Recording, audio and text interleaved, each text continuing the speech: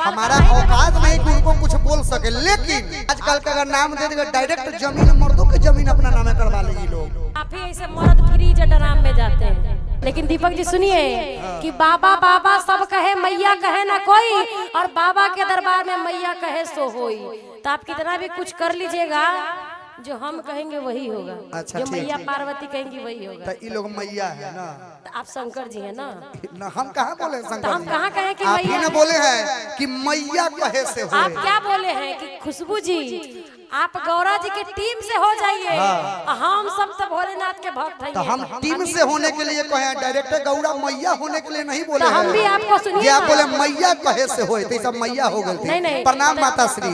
सुनिए सुनिए, दीपक जी इधर सुनिए, अभी हम हार नहीं माने।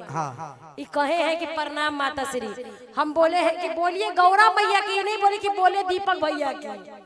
आप ने बोले हैं कि मैया कहे से होए। बात तो यहाँ पर ना पार्वती जी है ना शंकर जी है, तो मैया ये सब भेलती। तो कथी कहे पिता उ सब बैठल है? नहीं, डायरेक्ट हनुमान जी बैठे हुए हैं। कहाँ उ सब हनुमान जी? आज जनता जनार्दन भी भगवान से कम नहीं होता है। बिल्कुल। बोलिए शंकर भगवान की, बोल दे मैया पार्वती की।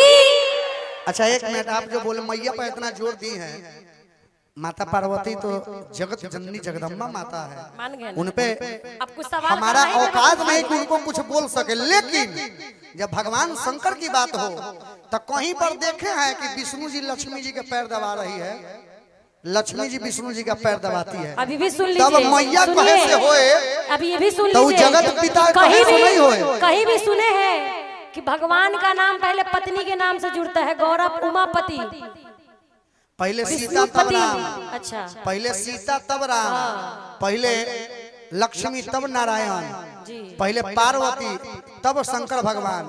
लेकिन सतयुग तक था। आजकल का अगर नाम दे देगा डायरेक्ट जमीन, मर्दों की जमीन अपना नामे करवा लेगी लोग। गाना है कि चाहे पत्नी कितनो प्यारी हो, राज बताना ना चाहिए, भाई कितनो शत्रु हो, राज छुपाना ना चाहिए। लेकिन लोग जमीन के नाम से लिखवाता, भाई के नाम है कि इन्हीं लोग के नाम है। ऐसने मरद डरा। अच्छा एक मिनट, कुमार में अगर 10 भाई भी है, कभी अलगा चूल्हा जड़ता है? कभी अलगा कब होता है? बियाह के बाद। काहे कि लोग हरिया डरिया नहीं हरे से लेके अबै छ। दहेज आप ही लोग मांगते। वो दहेज नहीं। सुनिए, अब हमको समझ में आ गया कि आप ही ऐसे मर्द फ्री जडराम में जाते हैं। अच्छा ठीक है, बोलिए शंकर भगवान। ये लोग ही वाह, बढ़िया शिक्षा मिला ना, सीखा है जे। अब क्या करेगा आदमी, हाथ चलाएगा नहीं तो काटिए के डाल दो। ठीक है, ना रही बास ना कैमरा में कैद हो रहा है, कर लीजिए। तोरो भाषाने होता हो। मेरा भाषण सिर्फ एक ही आदमी वो कर सकता। बोलिए शंकर भगवान की। आइए, बड़ा सुंदर भजन है।